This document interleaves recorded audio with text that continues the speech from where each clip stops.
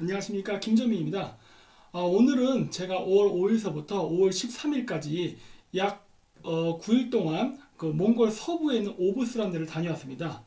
그곳에 답사를 하면서 제가 발견했던 여러 역사적 이야기, 그 다음에 그동안 연구했던 그 축적된 여러 정보들과 함께 제가 그 연결을 해서 어떠한 그 정보들을 많이 유추해서 찾아냈거든요. 그래서 그런 것들에 대해서 소개하는 시간을 갖도록 하겠습니다.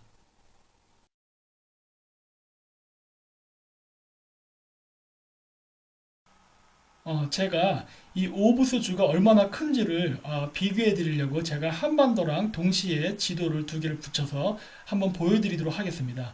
요 왼쪽에 있는 지도가 몽골이고요. 여기 빨간색으로 표시된 지역이 바로 오브스주입니다. 근데 이 오브스주가요, 이게 지금 같은 축척의 지도입니다. 근데 이 빨간색 칠한 이 오브스주를요, 그대로 한반도로 옮겨오면요, 거의 남한 땅만 해요. 엄청 큰 지역이죠? 근데 이 커다란 지역에 사는 인구는 고작 약 7만 3천밖에 안 됩니다. 그래서 이번 오브스 지역 탐사는요, 이 지도에서 보시는 바와 같이 동서남북 각 지역을 다 방문했습니다. 근데 이 지역이 워낙 광범위하기 때문에요, 모든 지역을 다 볼 수는 없었습니다. 그리고 그 기상 조건 때문에 상당히 많은 지역은 제가 가지를 못했어요. 그래서 일단 중요하다고 생각되는 지역부터 우선순위를 둬서 이번에는 갔다 왔고요. 시간이 남으면 제가 8월 달에도 이 지역을 한 번 더 방문할 예정입니다. 제가 이번에 방문했던 오브스주는요, 빨간색으로 표시했죠. 몽골의 북서쪽에 위치한 굉장히 큰 주입니다. 거의 남한 땅만 해요. 그리고 이 지역에는 굉장히 호수가 많고 산도 굉장히 높습니다. 만년설이 있어요. 그 만년설이 쌓인 그 산들도 있고 해서 굉장히 그 험준하은 고산지대입니다. 그래서 저는 올해는요, 이 오브스 지역을 중심으로 해가지고 여기 바야늘기, 홉트, 그 다음에 홉스글 지역을 방문할 예정입니다. 특히 홉스글은 제가 이번 7월 달에요, 그 SBS PD님과 함께 그 몽골 샤머니즘에 대한 다큐멘터리를 찍을 예정이 있습니다. 나중에 TV에 상영되면 좀 많은 시청 바랍니다. 그리고 7월 아마 중순쯤일 겁니다. 그때쯤엔 제가 부리아트에 가서 그 러시아, 부리아트, 일본, 그 다음 중국 학자들과 함께 이 알타이 지역 샤머니즘에 대해서 국제학술회의를 할 예정이 있습니다. 그리고 7월 말에는 시메이를 가서 알타이 산맥의 그 서쪽 방면을 탐사할 예정입니다. 이게 올해 제가 알타이 산맥 주변을 탐사할 예정지고요. 내년에는 투바공하고 하카시아 그리고 알타이 지역을 방문해서 알타이 산맥의 동서남북 모든 지역을 다 탐사하려고 현재 계획을 세우고 있습니다. 네, 여기 이 올랑곰의 전경은요, 예전에 제가 있었던 그 카자흐스탄의 알마티랑 굉장히 닮아 있습니다. 왜냐면 이 만년선이 있는 산을 배경으로 해서 마을이 있는 그 구조가 되게 비슷해요. 그래서 제가 여기 지금 올랑곰하고 알마티 사진 두 장을 지금 제가 올려놨습니다. 한번 비교해 보십시오. 굉장히 비슷하죠? 네. 이 올랑곰과 알마티는요, 천산산맥의 동쪽과 서쪽에 있는 두 개의 도시입니다. 그래서 그 비슷한 위치에 위치한 굉장히 비슷한 성격의 도시였다고 할 수 있습니다.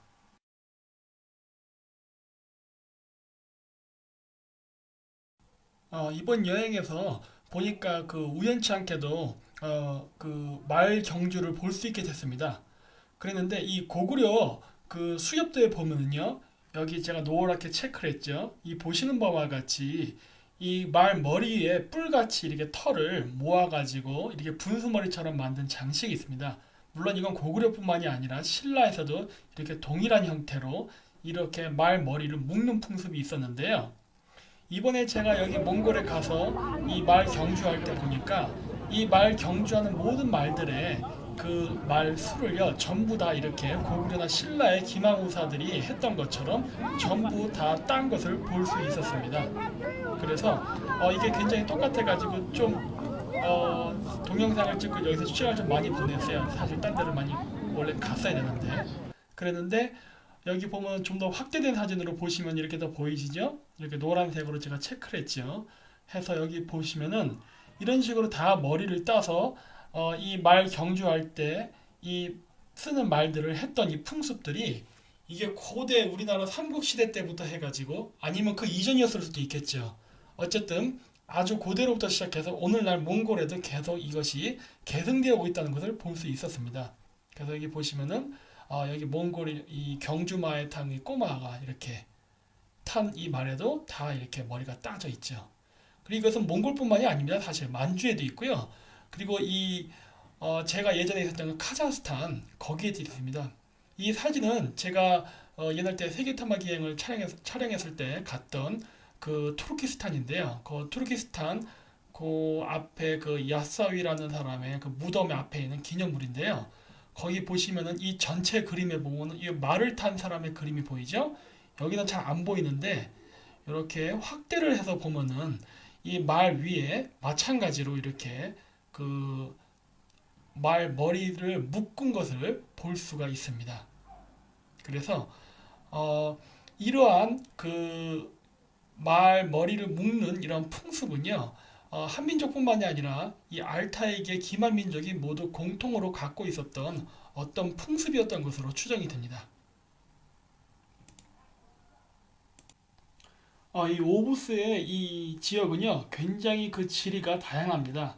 이 주변에는요, 타이가 산림지대도 있고요, 사막도 있고요, 그 다음에 습지도 있고, 하여튼 우리가 볼 수 있는 웬만한 그 지형 지물은요, 전부 다 갖추고 있습니다. 근데 이 지역을 여행하다 보면요, 이 보시는 사진에서 이 보는 그림과 같이 거대한 강이 흘렀던 흔적들이 굉장히 많이 있습니다. 여기도 보시면 이 산 밑으로서 약간 회색의 넓은 공간이 있죠? 이게 다 자갈입니다. 둥글둥글한 자갈.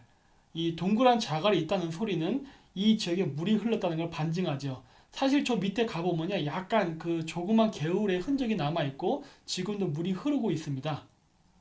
그뿐만이 아니에요. 다른 쪽을 가면요, 이렇게 보시는 바와 같이 굉장히 큰 자갈이 광범위하게 펼쳐져 있습니다. 여기 보시면은 이 자갈들이 많은 사진을 볼 수 있는데 이 동영상에서 보시면은 저쪽 지평선까지 전부 다 자갈 받친 것을 볼 수 있죠. 그 얘기는 뭐냐면요, 이 지역은 습지가 아니라 어떤 흐르는 물이 있었기 때문에 이렇게 돌들이 부딪히면서 동글동글해졌다는 것을 반증하는 사례입니다. 즉 이것이 의미하는 바는요, 이 지역에는 정말 지평선이 보이지 않을 정도로 굉장히 거대한 규모의 강이 흘렀었다는, 즉 엄청난 그 세기의 물이 흘렀다는 그 증거를 굉장히 많이 발견할 수 있습니다. 그걸 실질적으로요, 이 지역 주민들도 말합니다. 옛날 때 이 지역은요, 굉장히 물이 풍부했었다 그래요. 그래서 굉장히 살기 좋았다고 합니다. 그래야 되는 게, 왜냐하면 예전에 보면 흉노족이나 이런 유목민족들의 세력이 굉장히 강했지 않습니까? 그리고 인구도 굉장히 많았다 그러고. 근데 우리가 오늘날 그 기후 환경을 기준으로 해서 바라보면요, 이 지역은 사람이 살 수 있는 지역이 아닙니다. 왜냐면 오늘날 몽골 초원은요, 사막이 굉장히 많아요. 그래서 실질적으로 오늘날 이런 현대 과학 문명이 발전해 갖고 기계를 통해서 농사를 짓고, 그 다음에 뭐 요즘 뭐 유목민들 보니까 뭐 오토바이 타고 다니더라고요. 말 타고 유목 생활을 하지 않고. 이런 식으로 생활이 편해지고 의료기술이 발달했음에도 불구하고 인구가 증가하지 않고 몽골 전체 인구가 350만 정도에 그치는 것은 바로 오늘날 현재 몽골의 자연 환경이 인구가 증가하기에 그다지 좋은 환경이 아니기 때문입니다. 그렇다면 옛날엔 어떻게 그렇게 많은 인구가 있었을까요? 답은 간단합니다. 이 지역에 물이 많았기 때문이에요. 그리고 예전에 얘기했죠. 유목민들도 농사를 짓습니다. 물론 벼농사가 아니라 보리나 귀, 조 같은 농사를 짓지요. 그리고 실질적으로 지금도 이 지역에서는 그 농사를 하고 있습니다. 근데 예전에는 더 큰 수량이 풍부한 강이 흘렀기 때문에 당연히 이 지역에는 엄청난 규모의 농경과 유목 인구가 있어서 거대한 문명을 형성해서 강력한 유목 세력이 있었을 가능성이 높습니다.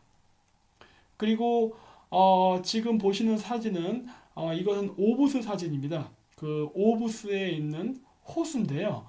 이 호수는요, 원래 영호입니다. 소고기가 있는 호수예요. 근데 제가 여기 이 동영상에서 보시다시피 들어가서 한번 물맛을 봤어요. 그랬더니 요즘 겨울이어서 이제 얼음이 얼었다가 녹는 시기라서 그런지 물이 안 짜더라고요. 마실만 했습니다. 하도 짠 기가 없었어요. 하지만 실질적으로 이 오부스를 가기 위해서는 그 일종의 사막 같은 건조 지역을 통과해야 되는데 여기 사진에서 보시는 바와 같이 이 지역을 가면요 하얗게 뭔가 이렇게 덮여 있는 것을 볼 수 있습니다. 이게 뭐냐면요 소금입니다. 그래서 여기 그 가축들이 이 지역에서 이제 양이나 말들이 이제 초원에서 풀을 뜯을 때요 이 사람뿐만 아니라 동물들도 소금을 섭취해야 되지 않습니까? 그래서 이 소금을 섭취하면서 초원에서 생활을 한다고 합니다. 그리고 저도 여기 그 가축들이 이 소금을 풀을 먹을 때 함께 이렇게 빨아먹는 것을 많이 봤습니다. 그래서 여기 보시면요. 계속 끝도 없이 제가 이거를 거의 차 타고 1시간 동안을 찍은 동영상이 일부인데요. 끝도 없이 이렇게 소금기가 있는 반사막지대가 펼쳐져 있습니다. 이 얘기가 이러한 지형이 보여주는 바는요, 시사하는 바는 고대에 아까 보여드렸던 것 자갈밭이 많은 어떠한 거대한 강이 있었던 지역도 있었고 또 엄청나게 큰 염분기가 있는 바다, 흑해와 같은 바다죠. 그러한 내륙에 갇혀 있는 어떤 바다가 있었다는 것을 알 수 있습니다. 정말 정말 이게 컸습니다. 그리고 지금도 보면요, 고대 이 지역에 굉장히 물이 많고 거대한 호수 혹은 바다가 있었다는 그 흔적을 보여주는 잔재는 지금도 많이 남아 있습니다. 아까 얘기했던 동그란 그 자갈의 흔적, 소금기 있는 사막 이런 거 외에도 여기 보시면은 여기 잔디처럼 깔려 있는 이 지역인데 이게 다 습지입니다. 물론 늪도 있고요. 왜 그러냐면은 이 지역이 겨울에 얼음이 얼었다가 봄이 되면서 날씨가 따뜻해져서 그 물이 얼음이 녹아갖고 물이 내려오면요 이 지역 일대가 전부 빙하가 녹은 물로 뒤덮이면서 습지가 돼버립니다. 그래서 지금도 이런 식으로 이 지역에 가면요 광범위하게 습지가 펼쳐진 것을 볼 수 있습니다. 그래서 어, 여기 보시면은 여기는 지금 습지랑은 상당히 거리가 먼 이 내륙의 사막 가까운 지역인데요. 여기도 보시면 이렇게 뭐 이렇게 무덤처럼 동글동글동글 이렇게 올라온 것이 보이죠? 이 지역도 옛날 때는 습지였다는 것을 보여주는 증거입니다. 지금은 점점 이제 그 빙하기가 끝난 이후로 이 지역은 점점 건조화돼 가고 있습니다. 아마도 고대 흉노족이 대규모의 민족을 했던 이유는요, 바로 이러한 기후변화 때문에 생긴 일이 아닐까 생각됩니다. 왜냐면 옛날 때 이 지역이 굉장히 강수량이 풍부했을 때에는 유목민족들이 굉장히 높은 인구 밀도로 살 수 있는 굉장히 풍요로운 땅이었지만은 지금 보시는 바와 같이 오늘날의 이 지역 지형은요, 몽골초원, 물론 그리고 신장 위구르자치죠. 이 지역을 포함한 이 모든 이 파미르 주변의 광범위한 지역이 이제는 거의 70% 이상이 다 사막화가 되어 있습니다. 그래서 이러한 사막화가 바로 민족의 대이동을 촉발시킨 것이 아닌가 생각됩니다. 그래서 여기 보시면은 오부스 주변에 얼음이 얼었다가 녹으면서 생긴 이 스크래치 자국이 있습니다. 이 상처 자국인데 이렇게 쭉 일자로 뻗어져 있는 게 있죠. 이 주변 일대에 있는 광활한 이러한 그 대초원지대는 아마도 그 얼음이 그 거대한 빙하가 녹으면서 미끄러져 가면서 만들어 놓은 평원이 아닌가 생각됩니다. 왜냐하면 이 주변 지역에 있는 산들이요, 돌산인데 부서져 갖고 땅에 그 돌들이 막 흩어져 있는 것들을 굉장히 많이 볼 수 있어요. 그건 자갈은 아닙니다. 왜냐하면 뾰족뾰족하기 때문에. 근데 이러한 거대한 돌산들이 뭔가에 부딪혀 가지고 부서진 것처럼 해서 이렇게 막 평원에 펼쳐져 있는 건요. 여기 건축업자들이 건물을 만들려고 그걸 부순 건 아닙니다. 왜냐하면 여기 몽골 사람들이 그 샤머니즘의 영향 때문에요. 땅을 파고 부수는 거를 굉장히 두려워합니다. 그래서 그런 건 아니고요. 그리고 이게 엄청나게 광범위하게 펼쳐져 있기 때문에 빙하가 지나가면서 돌산들을 건드리면서 무너진 흔적이 아닌가 그렇게 생각을 합니다.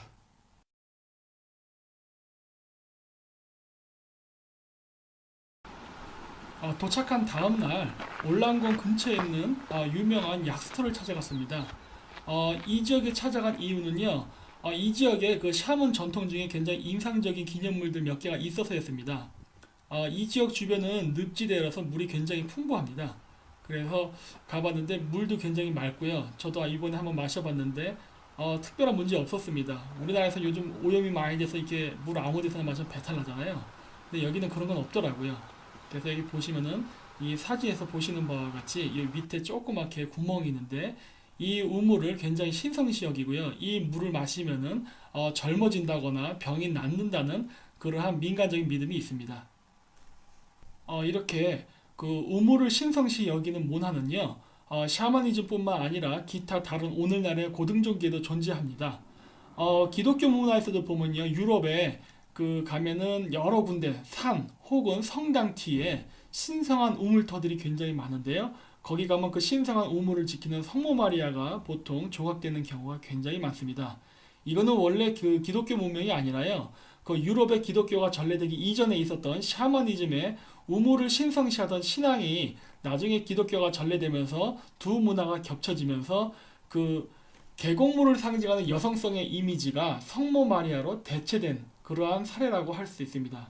그리고 동양에서는 샤머니즘을 대체했던 불교에서도 마찬가지의 그러한 경향이 나타나죠. 그래서 보시면은 우리나라 그 산 뒤에 가면은 보통 약스터 같은 거 많지 않습니까? 예전에는 거기에 약사열애가 있었습니다. 그 약사열애는 뭐냐면은 그 인간의 병을 치유한다는 부처님인데요. 항상 한 손에는 약사발을 들고 있습니다. 근데 이 병을 고칠 때 쓰는 그 약으로서 바로 생명의 술, 잘못 말했습니다. 생명의 그 물, 이 물을 이용해서 중생들의 병을 치료했다는 여러 이야기들이 전해지죠. 마찬가지로 이 불교에서의 이 약사열애가 치료할 때 썼다는 생명의 물도 원래는 그 샤머니즘에서 그 물을 신성시 여겼던 신앙에서 유래된 한 갈래입니다. 이 지역에 가서 이 약수터에서 제가 굉장히 귀한 그 샤머니즘 조형물을 발견했어요. 이 원래 여기 보시는 사진에 보시는 바와 같이 이런 이 물건은요, 사실 몽골 여러 지역에 있긴 있습니다. 있는데 이 오늘날 이 몽골 샤머니즘은 그 소비에트 시절에 공산주의의 탄압을 받아서 굉장히 많이 사라졌거든요. 그래서 오늘날 사람들이 만들긴 만드는데 그냥 습관적으로 만든 것들이 많아요. 왜 만든다는 건 어떤 의미가 있는지를 잘 모르는 상태에서. 그런데 여기에 있는 거는요, 딱 궁합이 맞게 잘 만들었더라고요. 원래 저런 조형물은요, 우물 근처에 있어야 옳은 겁니다. 왜냐하면요, 저게 여성의 음기를 상징합니다. 그래서 약수는요, 여성의 음기에서 나오는 물을 상징해요. 그래서 계곡수는 바로 여성의 음수입니다. 그렇기 때문에 같이 있는 거거든요. 근데 이 사진에 보이는 저 조형물은요, 나중에 가면은 기독교라던가 불교에서 그 석가모니라던가 성모 마리아 혹은 예수 뒤에 나오는 그 후광, 예, 그 모양이 되는 그 원형의 문화입니다. 자, 그래서 우물을 신성시 여기는 데는요, 바로 옛날 샤머니즘의 그 전통 신앙인 북극성 신앙과 매우 관계가 깊습니다. 지금 보이는 이 그림은요, 천상열차 분야 지도인데요, 요 파란색으로 칠한 게 바로 은하수입니다. 이 북극성의 위치는요, 은하수, 그 다음에 태양이 지나가는 황도지요. 요 사이에 바로 북극성이 존재합니다. 그래서 은하수와 황도가 지나가는 사이에 있는 이 북극성의 별이 마치 하늘에 떠 있는 눈처럼 보입니다. 그렇게 보이지 않으세요? 이 황도와 은하수 이렇게 타원형으로 생긴 그 사이에 별이 있어서 그 어떻게 보면 우주의 커다란 눈으로 보이죠. 그래서 이 북극성은요, 태양이나 달과는 다르게 항상 하늘에 떠 있습니다. 물론 이 북극성이 낮에는 태양 때문에 빛에 가려서 보이지 않지만 항상 북극성은 하늘 위에 떠 있죠. 그래서 고대인들은 바로 이 삼신 혹은 이 하느님이 항상 밤낮으로 우리를 지켜본다 라는 생각을 가지고 있었습니다. 물론 기독교에서도 그런 비슷한 표현을 쓰고 있죠. 왜냐하면은 북극성은 태양이나 달과 다르게 항상 지구 위에 떠 있으면서 지상의 인간을 바라본다고 봤기 때문입니다. 그래서 북극성을 표현할 때 쓰는 여러 상징물 중에 하나가 바로 하늘의 눈, 즉 전시안입니다. 그래서 이집트의 벽화에도 전시안이 나오죠. 근데 오늘날은 이런 의미가 왜곡돼서요, 인터넷 정보를 보면 자꾸 무슨 전시안은 무슨 사타의 눈 뭐 이런 것들이 자꾸 나오는데요, 그게 아닙니다. 이거는 그 서양 사람들이 이 동양이라던가 다른 지역의 그 샤머니즘 문화를 이해하지 못한 상태에서 나온 오해로 자기들 것과 다르면은 무조건 사탄시하고 이단시 여겼던 중세 기독교 풍습에서 유래된 것이지 절대 이것이 어떤 악마 숭배라던가 그런 것과는 전혀 무관한 그러한 샤머니즘의 북극성 신앙입니다. 우리나라 속담에 개천에 용난다는 그 속담이 있죠. 아마도 이 속담은 이 샤머니즘에서 그 우물 숭배 신앙과 매우 밀접한 관련이 있는 것으로 보입니다. 왜냐하면 개천, 즉 물에서 영웅, 어떤 인간이 탄생한다는 그러한 내용이지 않습니까? 실질적으로 한국이나 투르크, 몽골 지역의 여러 그 영웅의 탄생 신화를 보면요. 우물에서 탄생하는 경우가 굉장히 많습니다.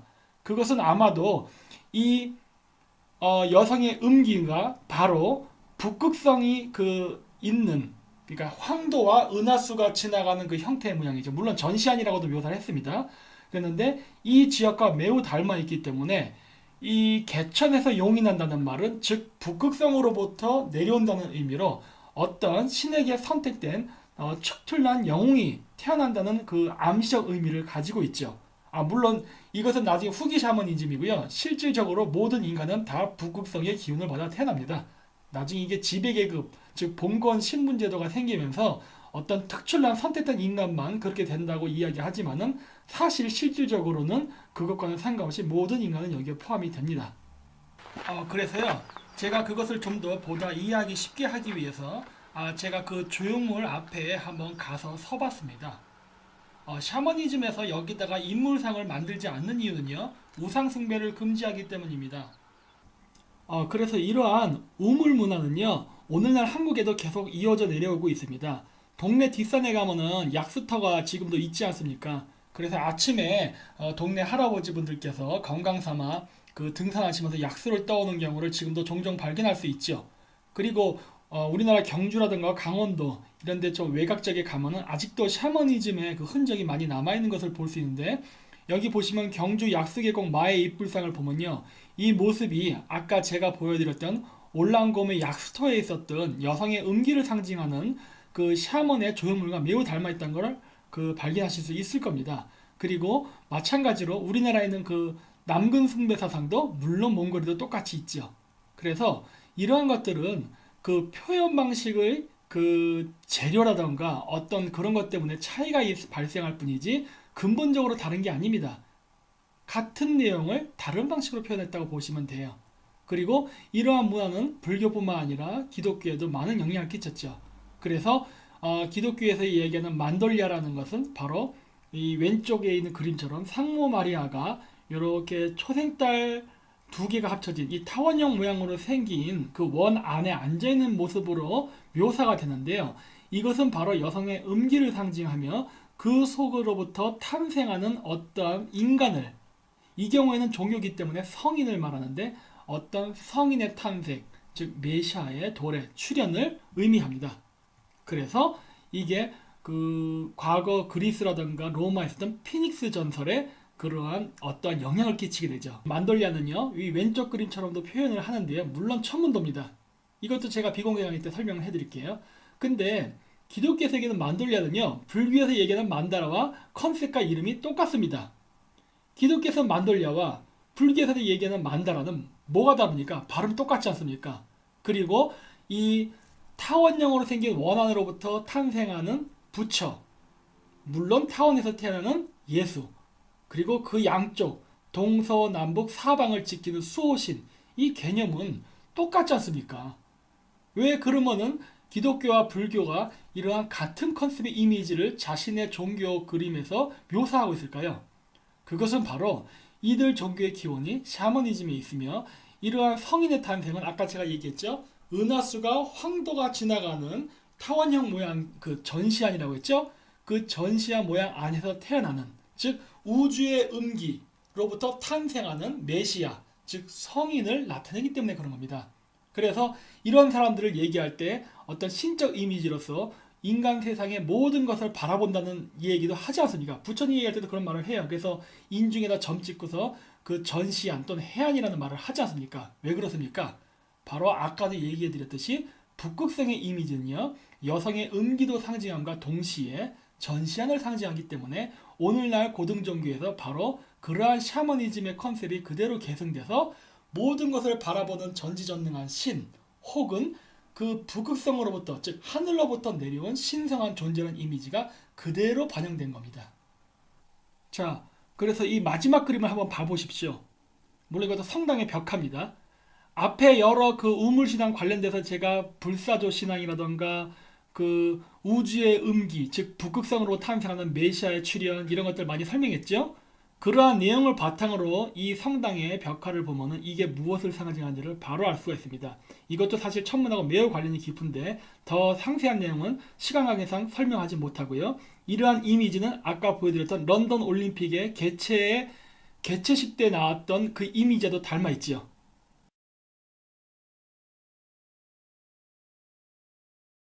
몽골 사람들의 그 전통 음식이 뭐냐면요, 허르헉이라 불리는 건데요. 그게 뭐냐면은 양고기를 통에 넣고 일종의 찌어서 만드는 음식입니다. 근데 여기 보시면 여기 지금 몽골 아주머니가 지금 뭐 동그란 걸 넣고 있죠. 이게 뭐냐면 소똥입니다. 몽골에서는요 주로 연료를 나무가 아닌 이런 가축의 인분을 이용해서 사용하거든요. 그래서 그 인분을 쓰기 때문에 그 직접적으로 불에 구워 먹기보다는 이렇게 솥을 이용해서 삶아 먹는 게 아닌가 싶습니다. 그런데 공교롭게도요, 같은 유목민족임에도 불구하고 천산산맥 건너 서쪽에 사는 투르크족들은요 양고기를 양꼬치에다가 껴가지고 구워 먹습니다. 왜냐면요 그 지역은 산림이 풍부하거든요. 그래서 이러한 자연 조건의 환경이 달랐기 때문에 같은 유목민족인 투르크족과 몽골족의 음식 문화가 이렇게 변하게 된 게 아닌가 생각됩니다. 보시는 영상은요, 제가 저녁에 나무와 태양이 겹쳐진 모습을 찍은 영상입니다.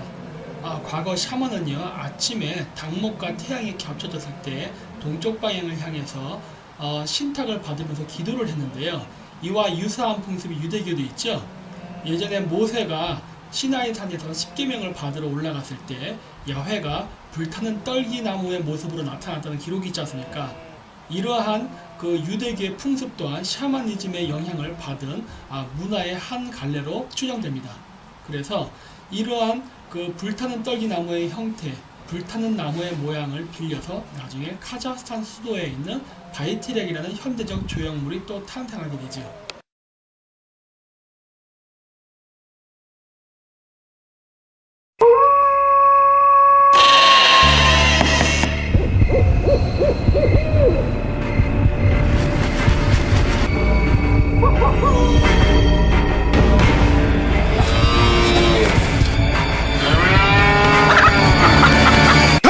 훔쳐보지 말라 그랬지. 제가 이번에 이 오부스 지역을 방문한 목적은요, 그 한당목에 나오는 백부인의 존재를 확인하기 위해서 간 목적도 있었습니다. 그래서 이 지역의 그 동네에 그 면장을 만나가지고 이 지역에 어떤 역사적 기록이나 문화가 있는지를 제가 그 방문해서 여러 가지를 물었을 때 당시의 상황이에요. 그래서 처음에 갔던 이 사람들이 굉장히 경계하고 잘 말을 안 해주더라고요. 왜냐면 이 지역 사람들이 굉장히 차별을 받고 있습니다. 옛날 징기스칸 시절 이후부터 해가지고 계속 인구 조절 정책도 당하고, 그리고 또 종교가 다르다는 이유로 박해도 받고, 그러면서 거의 반노예 생활을 했었기 때문에 굉장히 외부인에 대한 두려움이 있어요. 그랬다 이제 나중에 제가 이제 잘 말을 해가지고 굉장히 분위기가 부드러워졌는데, 제가 백분의 존재에 대해서 얘기하니까 깜짝 놀라더라고요. 그래서 그 당시의 상황을 제가 찍은 겁니다. 얘기할 수 없으니까 여기 전설에 하얀 머리 흰 피부 있는 사람들이 여기 살았는지 산에 のが共でしてみんなtomo고 옮겨를 근데 hirueen uutta embert 차가운 숲에 녹음 숲에 둥근 숲에 생겼지면 tomo고 이게 배스노 차가운 숲에 차가운 숲에 제기를 때 녹음 때 차가운 숲에 네, 여기까지 공개하는 걸로 하겠습니다. 왜냐하면은 제가 이 지역에서 만난 그 백부인의 후손으로 추정되는 그 사람들이 자신들의 존재를 숨겨주기를 원했기 때문입니다. 왜냐면 아직도 차별이 존재하고 여러 가지 사회적 문제가 있기 때문에 저도 이분들의 이 종족들의 그 가치 그리고 정체성을 보존하는 차원에서 더 이상의 공개는 하지 않는 걸로 하겠습니다. 네, 보시는 바와 같이 지금 제 뒤쪽에 나오는 화면이요, 중국 영화의 백발마녀전입니다. 백발마녀전의 배경은 파미르고원 일대죠. 왜냐면은 중국 전설에도 파미르고원에는 백발의 하얀 피부를 가진 어떤, 여기서 물론 마녀가 나왔지만 사실 마녀가 아니었습니다. 샤먼이었습니다. 그 샤먼이 살았다는 전설이 있었거든요. 그래서 그거를 바탕으로 해서 만든 영화입니다. 그리고 그 옛날 때 유명했던 영화 있죠, 반지의 제왕. 그 반지의 제왕에 나오는 그 엘프 요정들도요, 원래 그 파미르고원에 살았던 금발이 아닙니다. 백발의 하얀 피부에 녹색 눈을 가졌던 그 종교계급 종족에 대한 이야기가 모태가 돼서 만들어진 이야기입니다. 그 외에 미국 드라마에 나오는 그 왕자 게임에 나오는 용의 가문의 여인 있지요. 그 용을 키우는 그 백발의 여인. 그러한 이야기들도 마찬가지로 다 이 파미르고원에 살았던 종교 부족에 대한 이야기가 다 그 근간이 돼서 만들어진 영화입니다. 그래서 과거에는요, 이 샤머니즘이 융성하던 시대에는 이 사람들이 종교계급으로서, 그리고 한 나라의 지도자로서, 그리고 문명 전파자로서 전 세계를 돌아다니면서 과학기술이나 문명을 전파시키는데 굉장히 노력을 많이 했던 종족입니다. 그래서 대홍수 이후에 문명을 다시 복원시키는데도 많은 공헌을 세웠죠. 하지만 이러한 사람들이 나중에는 그 유럽에서는 기독교가 들어오면서 이러한 사람들을 마녀로 몰아서 대규모 숙청을 해버렸죠. 중세 유럽의 그 약 2000년의 기간 동안에 거의 수백만 명의 이러한 산속에 살던 이 샤먼 종족을요, 전부 악마라는 이름으로 해서 다 죽여버렸습니다. 오늘날도 그래서 제가 자꾸 인터넷 정보에 나오는 것들이 옳지 않다고 얘기하는 것이 바로 그 당시에 만들어졌던 그 기독교적, 배타적 기독교적 사고방식으로 자기의 것이 아니면 무조건 이단시하고 사탄시했던 그러한 관점 때문에 파괴되고 오늘날까지도 악마 취급을 당하는 것이지, 그 사람들이 결코 그런 악마나 사탄 계급이 아니었습니다. 하지만 오늘날까지도 그러한 누명을 쓰고 계속 영화에서 무슨 엑소시스트라던가 어떤 그 종교 홍보적 목적의 그러한 영화의 어떤 흥행의 상대로서 이 사람들이 마녀로 취급되고 오늘날까지도 이용당하고 있죠. 그리고 아시아에서도 이러한 상황은 예외가 아니었습니다. 사실 징기스칸 그 시절에 징기스칸이 도움을 받았던 사람들은 샤먼입니다. 그렇기 때문에 징기스칸 초기에는 몽골 제국의 국교가 샤머니즘이었죠. 하지만 샤머니즘을 바탕으로, 그리고 샤먼들의 도움을 받아서 몽골이 대제국 건설한 이후에는요, 아이러니하게도 징기스칸이 이 샤먼들을 대대적으로 숙청을 합니다. 그리고서 불교를 받아들이게 되죠. 왜냐하면은 불교를 받아들이게 되면은 샤먼들의 세력을 약화시킴으로써 칸의 정치 권력을 강화시킬 수 있었기 때문입니다. 그래서 쿠빌라이 칸 이후에는 완전히 티베트 불교가 원나라의 중심 종교 세력으로 자리를 잡음으로써 과거의 샤먼 세력들은 몽골 초원에서도 힘을 잃게 되죠. 그러면서 점차 샤머니즘은 동양과 서양에서 사라지게 됩니다. 한국에서도 예외가 아니었습니다. 한국도 중국으로부터 유교가 들어오면서 그 기존에 있었던 토속신앙과 불교가 탄압을 받게 되면서 점차 사라지게 되죠. 특히 한국 같은 경우는 묘청이 아닌 실패하면서 그 종교 계급들, 그 당시 그 초기 불교 때 우리나라에 들어왔던 사람들 중에는 푸른 눈의 승려들이 많았습니다. 그 도낭석굴에 보면은 백인의 모습을 한 승려들이 굉장히 많죠. 그런 사람들이 우리나라에 들어와서 종교 계급을 형성했었거든요.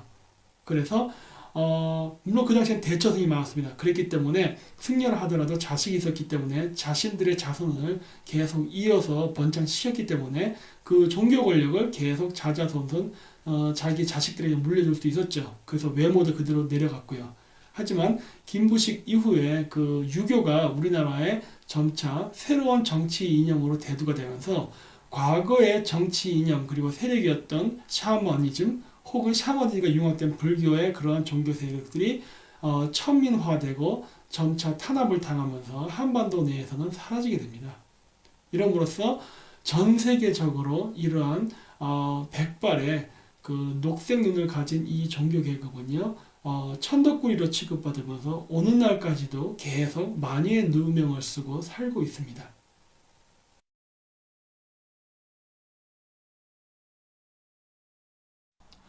이번에는 종교 문제에 대해서 한번 말해보도록 하겠습니다. 제가 온 이 오부수적에도요, 그 한국교회가 굉장히 많더라고요. 지금 여기 제가 사진은 이 식당에서 찍은 건데, 여기 그 구원파 교회가 있대요. 그래갖고 제가 이 사진도 있지만은, 그래서 거기 식당에서 밥을 먹어 적인데, 난 도대체 여기 왜 독재자들 사진이 이렇게, 그것도 공산주의자들 사진이 잔뜩 그런지 이해가 잘 안 되는데, 어쨌든, 이 지역에서도 교회들이 많은 문제를 일으켰다고요, 보니까. 왜냐면은, 기독교로 개종된 몽골 선생들이 기독교 신자가 아닌 몽골 학생들을 교회로 나오라고 강요를 한다거나 그 말을 듣지 않았을 때 성적에 불이익을 주는 사례가 있어갖고 문제가 됐던 적이 있었답니다. 그리고 최근 이 몽골 전체 지역에서는요, 통일교 문제가 굉장히 이슈가 됐어요. 왜냐면은 이 지역에서 그 통일교가 이 지역 정치인들하고 그 돈이라든가 이런 매수 관계로 많이 얽혀가지고 지금 사회 곳곳에 그런 게 퍼져서 문제가 되고 있다고 해서 굉장히 큰 뉴스가 됐었습니다. 물론 지금도 굉장히 큰 뉴스고요. 그래서 제가 그 오부수적 갔더니 제가 한국 사람이다 보니까 저를 자꾸 그 통일교 신자인지 막 사람들이 의심하고 막 그러더라고요. 그래서 내가 저 그런 거랑 전혀 관계없는 사람이다 막 그런 얘기도 하고 했는데, 여하튼 현재 개신교를 포함한 통일교, 이런 기독교 계통, 즉 성경을 기반으로 한, 그들이 이단이라고 부르건 정통이라고 부르건 상관없이 성경을 기반으로 한 그 모든 종교들, 그런 것들이 한국인들이 들어가서 현재 한국의 이미지를 망치고 있다는 건 확실합니다. 근데 우리 한번 역사를 보십시오. 이 역사를 공부를 안 하면은 자꾸 같은 문제가 생기는 것 같은데, 우리나라에 기독교가 들어올 때 어땠습니까? 기독교가 우리나라에 들어와서 흥성대왕군의 무덤을 파헤쳤죠. 그리고 각종 그 사업 이권에 선교사들이 개입돼 가지고 자신들의 부귀영화의 수단으로서 종교를 이용했던 사례가 있지 않습니까? 근데 오늘날 몽골에 들어와서 선교 활동하는 한국 사람들은 안 그러고 있나요? 똑같이 하고 있죠. 그리고 현재 우리나라에서 옛날 독립 이후에 당군성전 건립에 이런 거 반대하고 우리나라의 그 고대사 연구를 반대했던 세력이 누굽니까? 기독교 세력이죠. 마찬가지입니다. 이 지역에서도 탱그리 사상이나 이런 거 연구하는데 제일 어렵고 방해하는 사람들이 선교사들이에요. 기독교 선교사들. 제가 카자흐스탄에 있을 때도 그 사람들의 엄청난 방해를 받으면서 연구를 했습니다. 근데 여기도 예외가 아니더라고요. 근데 문제는 과거 서양인들이 아시아나 아프리카 지역을 정복할 때 무력과 종교로 정복했습니다. 총칼로 죽이고 억누르고 그들의 정신을 자신들의 종교로 심으면서 완전히 정신적 노예를 만들고자 했었죠. 근데 왜 우리가 그러한 일들을 서양인을 대신해서 해야 하는 겁니까? 우리가 그렇게 한다고 해서 우리가 뭐 과거 서양처럼 식민지 땅을 얻습니까? 경제적 이익을 독차지할 수 있습니까? 아무것도 없지 않습니까? 근데 왜 우리는 그러한 서양인들의 하수인이 되어야만 되죠? 그러면서 왜 현지인들의 욕을 먹고 비난을 받아야 하는지 난 도대체 이해가 안 됩니다. 그리고 왜 우리나라 사람들이 몽골에 와서 종교 권력을 이용해서 이 현지인들을 매수하려고 그러죠? 이미 우리나라의 그 교회들, 대형 교회들이 한국 정치인들을 돈으로 매수해서 조종하는 경우가 굉장히 많죠. 특히 선거 때마다 우리나라 정치인들 교회에 가서 선거 자금 달라고 손 벌리고 하는 사람들 많지 않습니까? 왜 그러한 거지 같은 천민 자본주의적 그리고 아주 타락한 형태의 민주주의를 왜 이 몽골에다 심으려고 하는 겁니까? 우리는요 정말 좋은 것들이 많습니다. 서양인들은 자기네들이 이쪽 사람들과 같은 게 없기 때문에 무력으로 정복하려고 그러고 자신들의 생각을 강제로 심으려고 그러고 이젠 그것도 자기네들 선교사들이 죽을까봐 한국의 선교사를 희생양으로 삼아서 하고 있죠. 그런데 우리는 이런 어려운 일을 하지 않더라도요. 우리가 갖고 있는 우리의 전통 토속사상, 뭐 샤머니즘 포함입니다만 민속, 전통, 언어, 문화, 그 다음에 탱그리 사상, 뭐 여기 우리나라에서는 당군 사상이라 부르지만 이런 것들 공통점이 굉장히 많거든요. 그래서 이런 것들을 활용하면요. 우리는 진짜 이 몽골이나 중아시아 사람들과 정말 피를 나는 형제와 같은 끈끈한 관계를 유지할 수 있습니다. 왜냐하면 아시아 사람들은 아무래도 그 혈연 관계가 가까우면 굉장히 친해지는 그런 성격이 있거든요. 근데 왜 우리는 이러한 것을 이용하지 못하고 왜 외국인들의 하수인의 노릇을 해야만 하는 거죠? 이런 걸 반해서 그 터키 같은 경우를 보면 좀 다릅니다. 터키는 91년도에 중앙아시아가 독립하고 그 소비에트 연합으로부터 버림을 받았을 때 거의 굶어 죽을 뻔한 상태였어요. 그때 당시에 터키인들이 카자흐스탄에 가가지고 학교를 세우고 병원을 세우고 그 다음에 각종 비즈니스 관계를 설립하면서 카자흐스탄 경제 발전에 기여를 했습니다. 그래서 지금도 그 터키는요 카자흐스탄과 그 무역 그 교역 상대국의 4위입니다. Мәскеуден шыққан бойда президент ұшағы Қара теңізді көктей өтіп, Анкара әуежайына барып қонды. Елбасы Нұрсұлтан Назарбаев Түркия жұртында 2 күндік ресми сапармен болды. Осы 2 күнде қазақтың президенті Түркия басшысы Абдолла Гүлмен премьер-министрі Режеп Тайып Ердоғанмен кездесіп, екі елге де олжа салатын біраз жоспар жобалардың жай-жапсарын талқылады. Жалпы қазақ пен түріктің қарым-қатынасының қазығын қағып, байланыстың соқпағын салған қос тұлға бар. Оның бірі Нұрсұлтан Назарбаев болса, екіншісі Тұрғыт Озал. Түркияның 8-ші президенті 1991 жылы 15 наурызда біздің елге ресми сапармен келгенін білеміз. Ол кезде бостандықтың лебесіп тұрғанмен Қазақстан әлі тәуелсіздігі ала қоймаған шақ. Дегенмен тараптар соған қарамады. Қазақ Совет Социалистік Республикасы мен Түркия Республикасының қарым-қатынасы туралы келісім шартқа қол. Сіздердің бабаларымыз ата жұрттан миллиондай жылдырған кезде түрік қағанатының ішінен түрік деген атты өздерімен алып кетті. Қазірге дейін түріктің ішінде жігіттің сұлтаны ең жақсы жігіт қандай дегенде ол қазақ дейді. Сол қазақ дейді.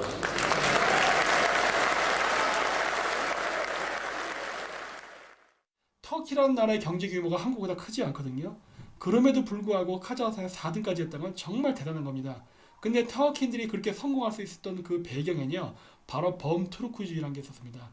카자흐스탄 대통령도요, 이러한 역사인식이 굉장히 뛰어난 사람입니다. 지금 이 보여지는 동영상은 카자흐스탄 그 카자흐 한국 건국 550주년에 만들어진 행사의 그 비디오 일부인데요. 물론 이 나라 대통령 독재자입니다. 우리나라의 과거 박정희 대통령과 같은 개발 독재자죠. 굉장히 존경받아요. 우리나라에서도 박정희 대통령 존경받지 않습니까? 그런데 이 나라 대통령은요, 역사인식이 굉장히 뚜렷합니다. 그래서 이 화면에도 보시다시피 투르크 민족이 번성했을 때, 그리고 우리 투르크의 형제 민족은 동쪽으로는 한국서부터 서쪽으로는 흑해, 우크라이나 지역까지라고 언급하고 있지 않습니까? 그리고 그 나라 대통령이 한국에 대해서 굉장히 많이 언급을 해요. 예전에 이명박 대통령 때 한국에 왔을 때에도 우리는 형제 민족이다라는 얘기도 많이 하고 강조를 했지만 뭐 합니까? 우리나라 사람들이 알아야 뭘 해먹지. 이렇게 역사인식이 없어서야 우리가 무엇을 할 수 있겠습니까? 카자흐스탄에 가서 뭐 못 사는 나라라고 우리가 거기다 뇌물 몇 푼 주면은 사업권을 딸 수 있을까는 아니한 생각 버리십시오. 중국이나 미국, 러시아는 한국 애들이 제한하는 거 10배, 100배 돈을 제한합니다. 터키인들이 한국보다 작은 규모를 가지고도 카자흐스탄을 상대로 세계 4위의 카자흐스탄 내에 4위의 무역 규모의 국가가 될 수 있었던 건요, 돈을 갖고 흔든 게 아닙니다. 바로 자신들의 정체성과 뿌리가 하나라는 형제의식을 가지고서 한 거예요. 그리고 카자흐인들도 터키인들이 비록 미국인들이나 중국인 같이 거대한 금액을 제시는 못하지만은 한 형제란 인식이 있었기 때문에 같은 비즈니스 관계를 끼워서 이런 긴밀한 협조 관계를 만들어낸 겁니다. 왜 우리가 가지고 있는 역사 인식을 포기하고 노예처럼 외국의 종교를 받아들여서 욕을 먹어가면서 이러한 행동을 외국에서 하는지 전 도저히 이해할 수가 없습니다. 네, 이상으로 마치도록 하겠습니다. 이번 오부스 여행은요, 굉장히 저한테 좋은 그리고 깊은 인상을 주었습니다. 이 우연치 않게 그 고대 그 샤먼 계급의 후손들을 찾은 것도 있지만은 제가 예전에 그 부도지책이라든가 옛날 그 고대 문서를 보면서 이해가 되지 않았던 왜 이 지역에 갑자기 바다가 있었지라든가 혹시 이게 잘못 기록된 것이 아닌가라든가 여러 그러한 그 의문점들이 많았었는데 그런 것들을 한 번에 해결해 줄 수 있어서 굉장히 좋았습니다. 이번 내용은요, 굉장히 또 민감한 것도 있습니다. 아까 얘기했듯이 그러한 그 종교 부족에 대한 이야기라던가 그 외에 이번엔 제가 살짝만 맛을 보여드렸습니다만 그 샤머니즘에 대한 이야기, 그것이 어떻게 오늘날 우리가 얘기하는 불교라던가 기독교에 어떠한 영향을 끼쳤다라던가 이런 부분들인데요. 아직은 그걸 제가 인터넷상에서 공개하는 거는 현재 한국의 실정에서는 조금 무리일 것 같습니다. 그래서 그거는 제가 이번에 6월 정도에 제가 한국에 좀 귀국할 것 같거든요. 잠깐 한 달 동안. 그렇게 되면은 제가 한 개나 2개 정도의 강의를 오프라인 강의를 한번 만들어 볼까 합니다. 그때 제가 이번 오부스 여행에 대해서 느꼈던 소감이라던가 그리고 이 동영상에서 발표하지 못했던 많은 이야기들을 좀 더 상세히 이야기하도록 하겠습니다. 네, 이상으로 마치도록 하겠습니다. 감사합니다.